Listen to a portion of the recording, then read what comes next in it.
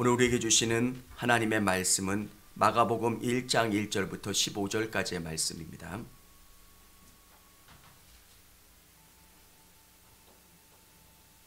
제가 한 절, 우리 성도님들이 한 절 읽도록 하겠습니다.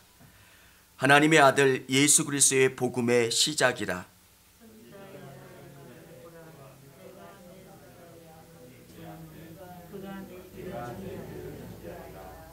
광야에 외치는 자의 소리가 있어 이르되 너희는 주의 길을 준비하라. 그의 오실 길을 곧게 하라. 기록된 것과 같이 요한이 광야에 이르러 죄 사함을 받게 하는 회개의 세례를 전파하니 온 유대 지방과 예루살렘 사람이 다 나아가 자기 죄를 자복하고 요단강에서 그에게 세례를 받더라. 요한은 낙타털 옷을 입고 허리에 가죽띠를 띠고 메뚜기와 숙성을 먹더라. 그가 전파하여 이르되 나보다 능력 많으신 이가 내 뒤에 오시나니 나는 굽혀 그의 신발끈을 풀기도 감당하지 못하겠노라. 나는 너희에게 물로 세례를 베풀었거니와 그는 너희에게 성령으로 세례를 베푸시리라. 그때 예수께서 갈릴리 나사렛으로부터 와서 요단강에서 요한에게 세례를 받으시고 곧 물에서 올라오실새 하늘이 갈라짐과 성령이 비둘기같이 자기에게 내려오심을 보시더니 하늘로부터 소리가 나기를 너는 내 사랑하는 아들이라 내가 너를 기뻐하노라 하시니라. 성령이 곧 예수를 광야로 몰아내신지라. 광야에서 40일을 계시면서 사단에게 시험을 받으시며 들짐승과 함께 계시니 천사들이 수종들더라. 요한이 잡힌 후 예수께서 갈릴리에 오셔서 하나님의 복음을 전파하여 같이 읽겠습니다. 이르시되 때가 찼고 하나님의 나라가 가까웠으니 회개하고 복음을 믿으라 하시더라. 할렐루야. 오늘 현장에서 영상으로 예배드린 우리 성도님들을 주님의 이름으로 축복합니다. 강림절 두 번째 주입니다. 예수님께서 육신으로 이 땅에 오신 것을 전하는 절기, 또 그 기쁨을 누리고 감사하고 예수님의 오심을 기대하는 그 절기가 강림절입니다. 여러분 삶 속에서 예수님이 얼마나 중요한 자리에 계시고 얼마나 기쁜 일이십니까? 저에게 이런 경험이 있었어요. 아주 먼 친척분이신데 제가 목회를 하는 것을 아시고 오랜만에 가족 행사 때 만나 뵙게 됐어요. 그분들은 목회하면 어떤 생각을 하냐면 비즈니스맨으로 생각을 하는 거예요.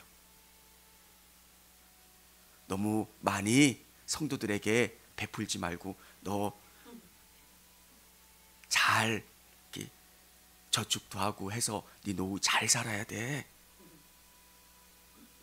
그때는 되게 기분이 나쁘고 언짢았어요. 이분들이 목회를 뭐로 보는 걸까?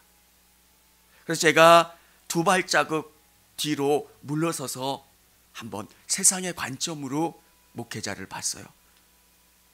하나님이 안 계신다면 그분들은 그렇게 볼 수도 있겠다.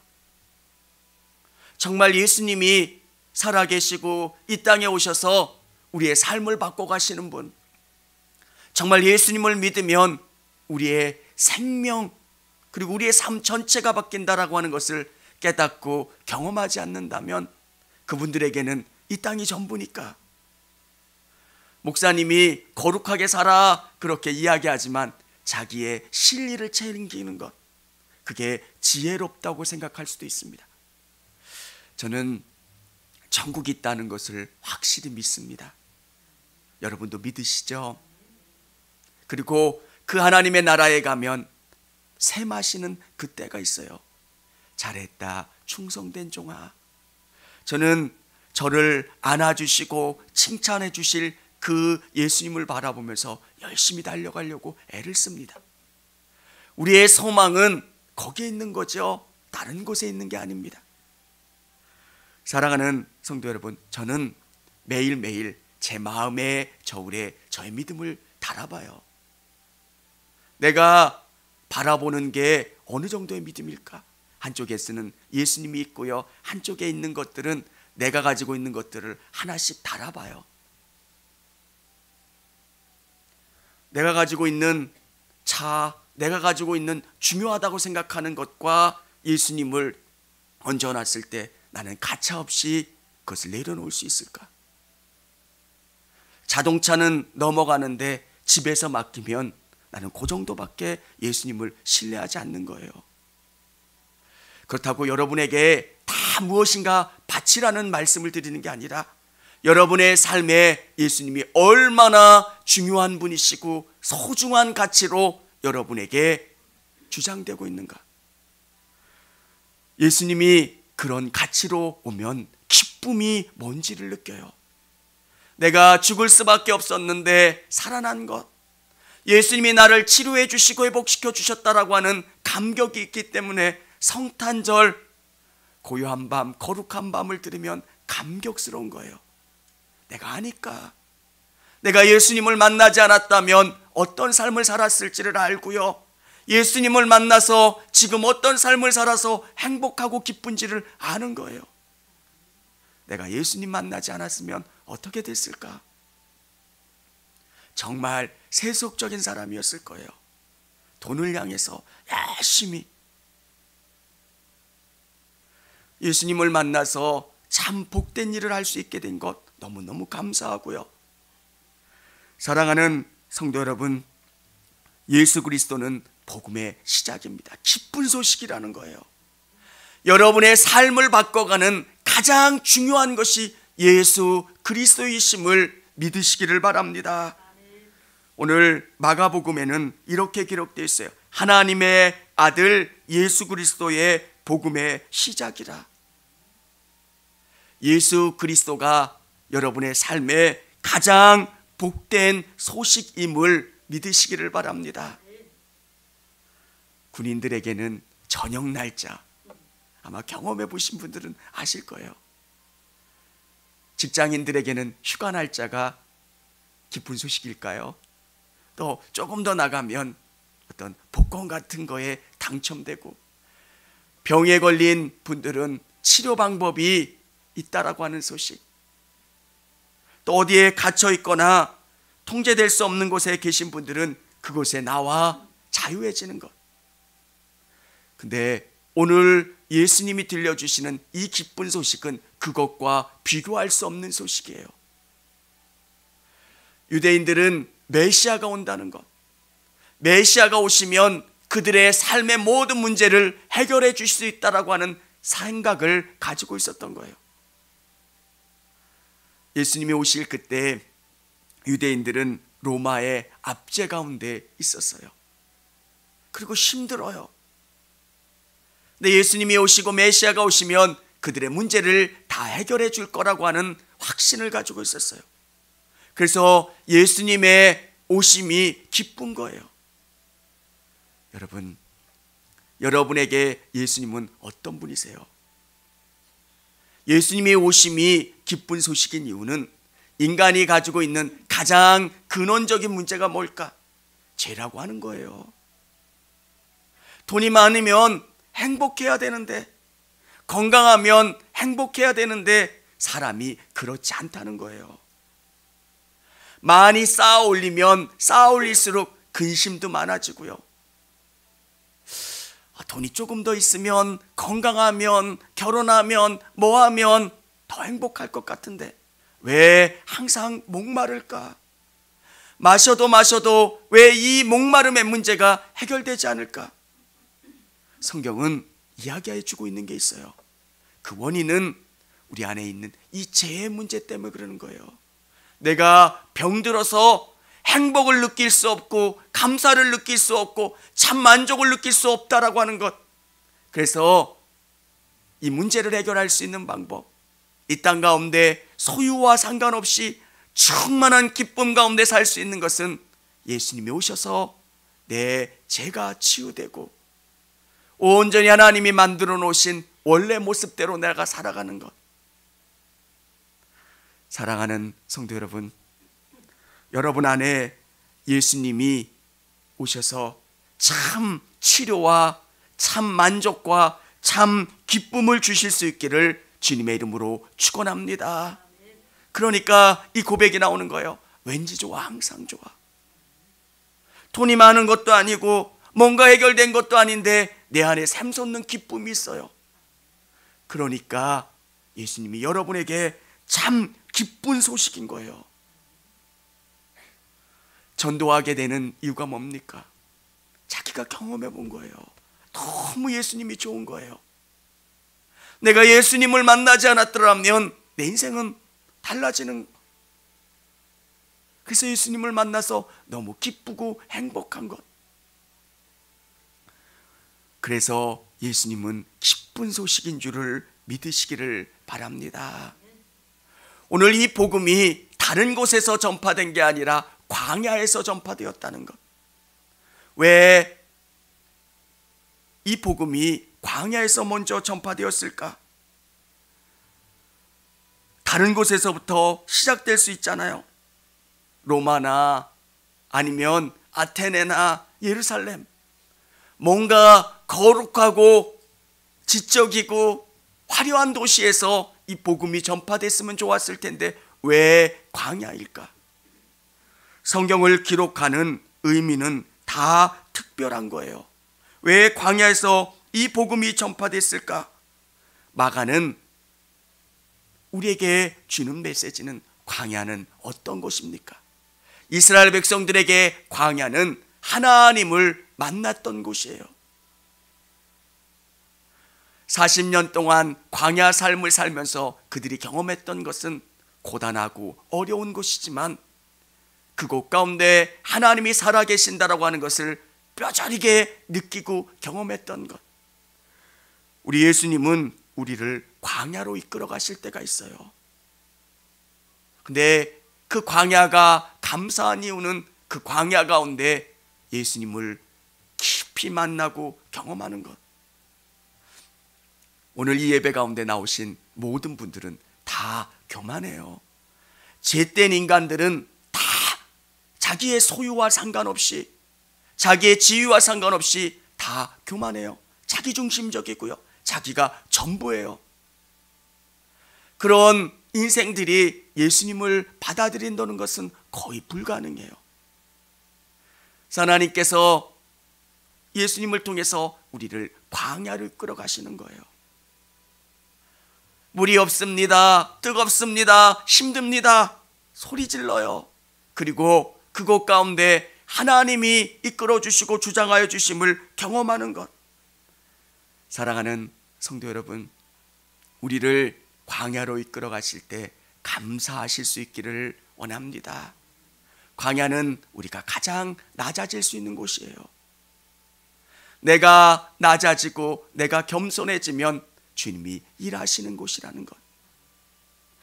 성경에는 40년의 광야 생활을 왜 그렇게 중요하게 생각할까? 시편에서도 역사서에서도 계속 반복해서 그 사건을 기록한 이유는 하나님이 그 광야라고 하는 하나의 사건이 우리가 하나님을 만나는 중요한 사건이 되기 때문에 그래요. 여러분, 부유해지면 뭔가 차면 예수님을 잘 믿을 것 같지만 그렇지 않다는 거예요. 여러분이 어려운 상황 가운데 놓일지라도 감사하시고 그곳 가운데 예수님을 온전히 믿고 바라보실 수 있기를 원합니다. 우리 믿는 사람들은 이 광야에서 외치는 자의 소리가 돼야 돼요.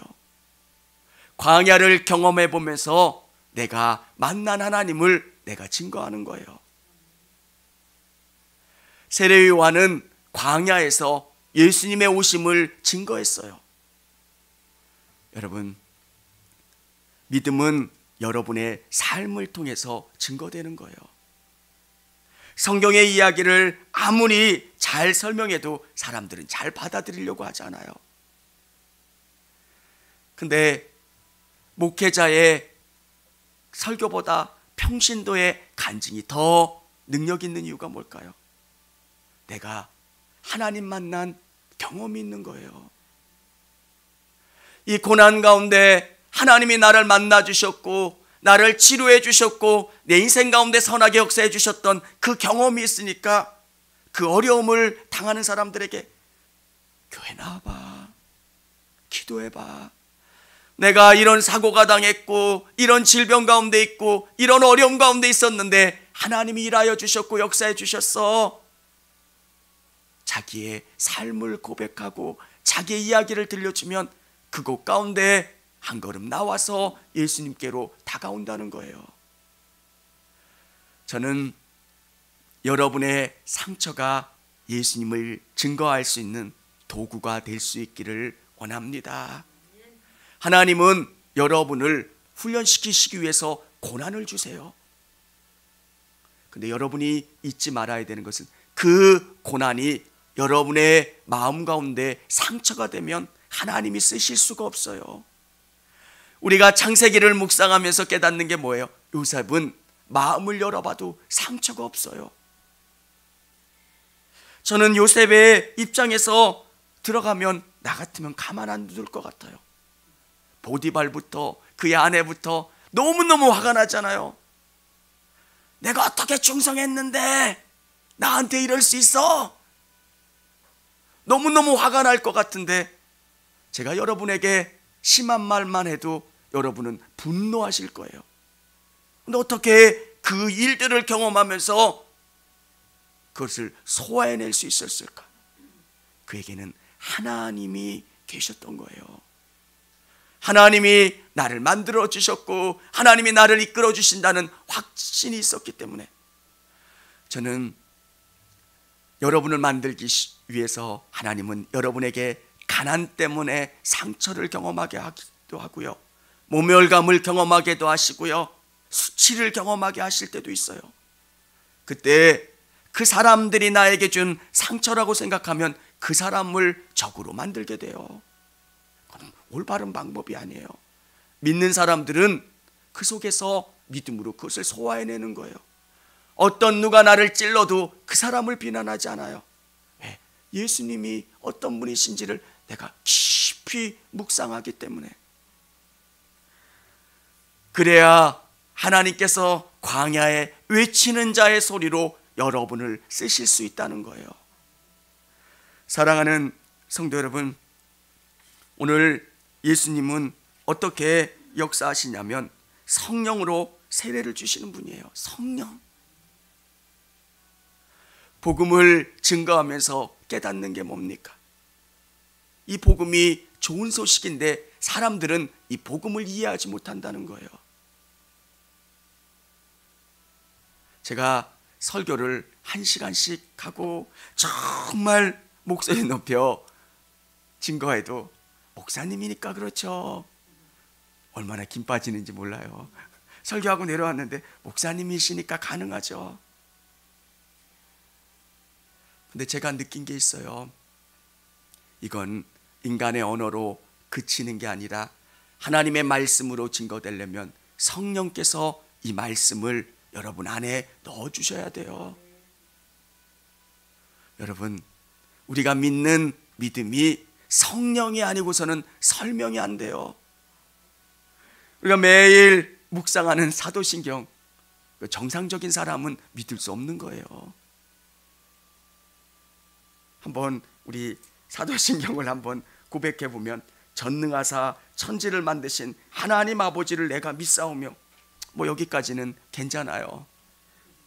좀 내려오면 저로서 산자와 죽은 자를 심판하러 오시리라. 성령을 믿사오며 거룩한 공예와 성도가 서로 교통하는 것과 죄를 사하여 주시는 것과 몸이 다시 사는 것과 영원히 사는 것을 믿사옵나이다. 동정녀 탄생, 십자가, 부활, 그 모든 것이 믿어지고 경험될 수 있는 것, 그것은 성령이에요. 믿지 않는, 보지 않는, 경험하지 않는 하나님의 나라를 어떻게 여러분의 것으로 받아들일 수가 있겠어요? 성령이에요. 왜? 지금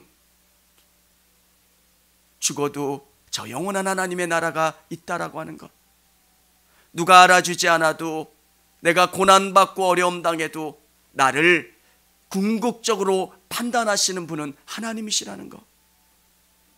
여러분, 그러니까 수많은 믿음의 선배들이 고난받고 어려움 당했어도 그 길을 가는 거예요.